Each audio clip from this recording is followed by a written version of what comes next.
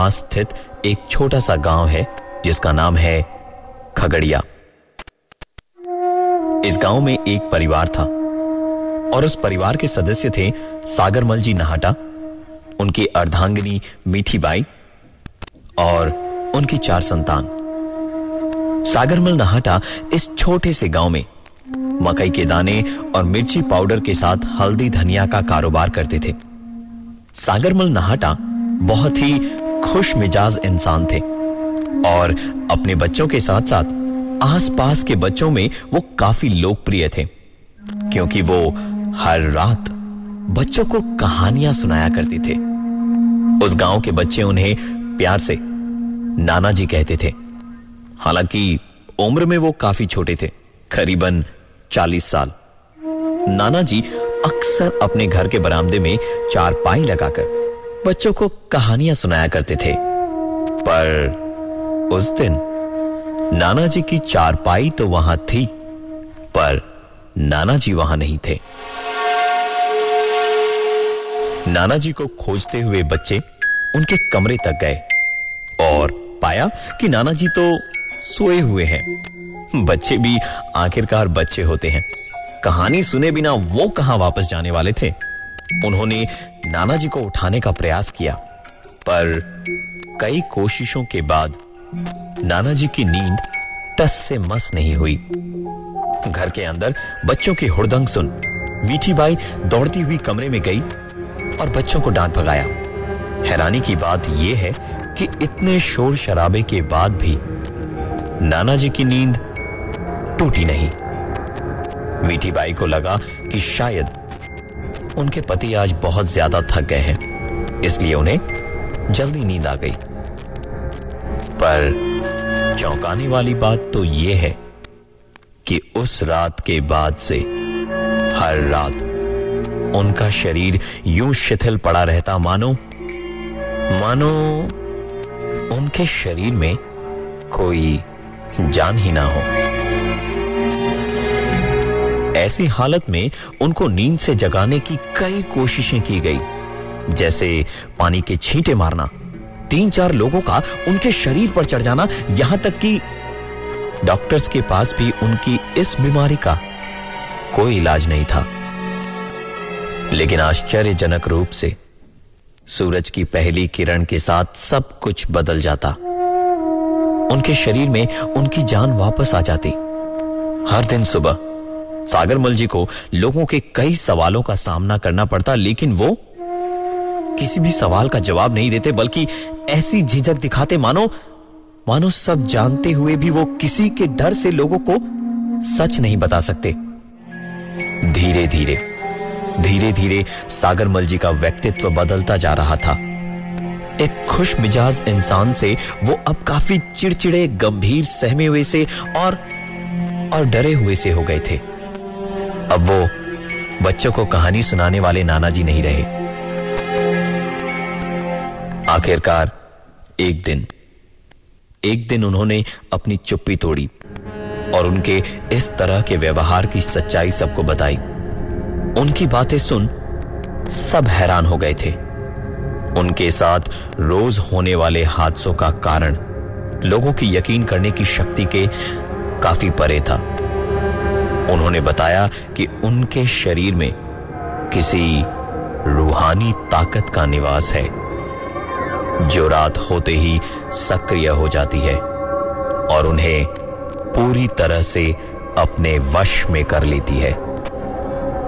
रात के साए में जब वो दुनिया के सामने तो सोए हुए रहते थे, लेकिन वो रूहानी ताकत उनकी आत्मा को अलग दुनिया में ले जाती, जिधर चारों तरफ खून और गड़े हुए मुर्दे हैं, मानो जैसे वो रूहानी ताकत उन्हें हर दिन मृत्यु के बाद वाले जीवन की सैर करा रही हो, जिधर कुछ दिनों के बाद उन्हें पहुंचना हो। सागरमल जी ने आज चुप्पी इसलिए तोड़ी क्योंकि उस रूहानी ताकत ने उनसे स्पष्ट रूप से कहा है कि आने वाले 7 दिनों के अंदर वो उन्हें हमेशा हमेशा के लिए उस दुनिया में ले जाएगी।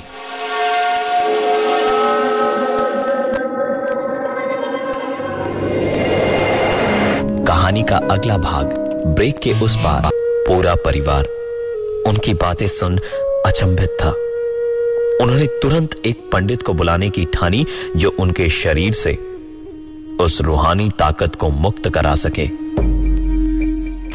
बताए गए समय अनुसार पंडित जी उनके निवास स्थान पर पहुंचे। पंडित जब उनके घर की सीढ़ियां चढ़ रहा था, तब सागरमल जी दरवाजे पर ही खड़े थे।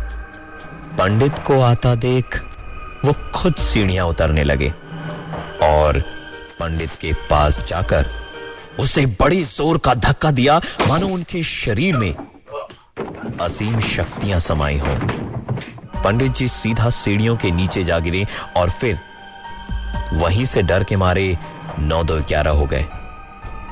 पूरे खगड़िया गांव में यह खबर आग की तरह फैल चुकी थी और क्योंकि सागरमल जी सबके बहुत प्रिय थे, गांव वालों ने उनके इलाज के लिए बगल गांव से एक बहुत ही प्रख्यात मौलवी को बुलाया। घर में पहला कदम रखते के साथ ही उस मौलवी को एहसास हो गया था कि ये रूहानी ताकत बहुत शक्तिशाली है और इस पर काबू पाने के लिए बहुत मशक्कत करनी पड़ेगी।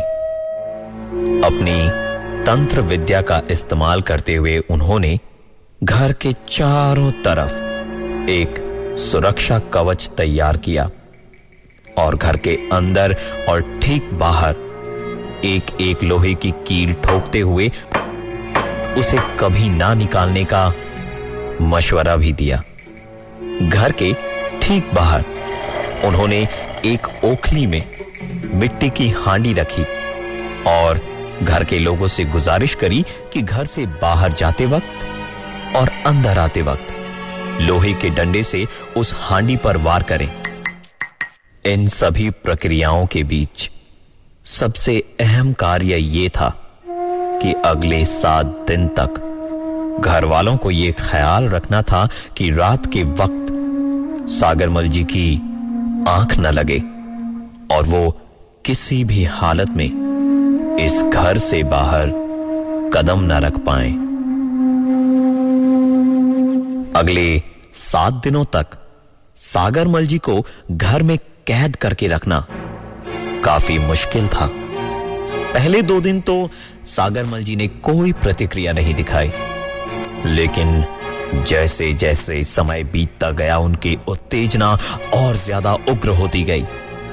उन्होंने घर से बाहर जाने की हर संभव कोशिश की, यहां तक कि उन्होंने भावुकता को अपना अस्त्र बनाकर घर वालों को रिझाने की कोशिश की ताकि उनके आंसू देख घर वाले पिघल जाएं और उन्हें घर से बाहर ले जाएं। जब उनकी ये सारी कोशिशें विफल हो गईं, तब उन्होंने अपनी शक्ति आजमाने की कोशिश की, लेकिन घर वालों ने मिलकर उनको लोहे की जंजीरों से बांध दिया। इन सब चीजों से ज्यादा कठिन था उनको हर रात जगा कर रखना। सारी रात घर वाले हर एक मिनट पर पानी के छींटे मारकर उनको जगाए रखते थे। आज की रात कयामत की रात थी, क्योंकि मौलवी के अनुसार अगर 7वीं रात सब कुछ विधि पूर्वक हुआ तो ये रूहानी ताकत उनका कुछ भी नहीं बिगाड़ पाएगी। आज की इस रात पूरा परिवार तनाव में था। सागरमल जी ने भरसक प्रयास की उन जंजीरों को तोड़ घर से बाहर निकलने की, परंतु उनके सभी प्रयास असफल साबित हुए। उन्होंने एक विकराल रूप धारण कर लिया और घर वालों को बार बार घर के अंदर और बाहर मौलवी की गाड़ी हुई कीलों को निकालने को कहा, लेकिन किसी ने उनकी एक नहीं सुनी। किसी तरह यह भयानक रात गुजरी और 8वें दिन की सुबह की पहली किरण के साथ सागरमल जी के स्वभाव में भी बदलाव आ गया था। उन्हें काफी शर्मिंदगी थी ये सुनकर कि उनके कारण पिछले 7 दिनों में उनके परिवार ने कैसी परिस्थितियों का सामना करा। घर के अंदर काफी खुशी भरा माहौल था, जो अचानक आई एक खबर से पूरा परिवार अचंभित हो गया। कठिनाई से भरे इन 7 दिनों के बाद सागरमल जी को तो उस रूहानी ताकत से मुक्ति मिल गई थी, लेकिन जिस मौलवी ने उनका इलाज किया, उसकी 8वें दिन सुबह